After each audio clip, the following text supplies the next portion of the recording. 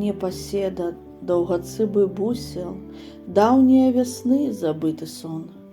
Я злавіць яго за хвост цягнуся, дражніцай уцякае ён. Вось ужо і скроні сарабрацца. Ды і яшчэ цяпер лаўлю бусла. Ну, на гэты раз вярнуся з птахам. Я ж за ім прайшоў багата вёрст.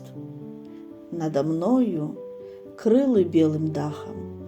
Паспрабуй, злаві бусла за хвост. Мая першая сустрэча з Васілём Быкавым адбылася на пачатку 1960-х гадоў. Як гэта не гучыць дзіўна, мінулага стагоддзя. Мы з ім хутка паразумеліся, як людзі вушацкай зямлі.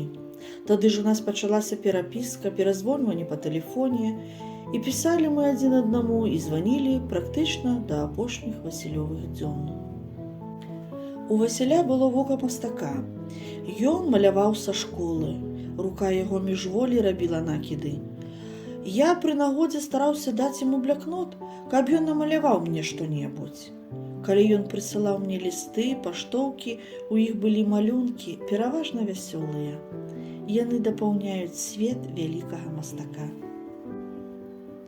У многіх лістах Васіля Быкава апошніх гадоў, калі ён быў вымушаны жыць на чужыне, скаргі на адзіноту. Жыву тут, як у ссылцы, адзін. Ён імкнуўся на радзіму, і радзіма яго ніколі не забудзе. У адным з лістоў Васіль напісаў: «Радзіма маладзіла, а чужына старыць». Але ніколі не састарэе творчасць Васіля Быкава.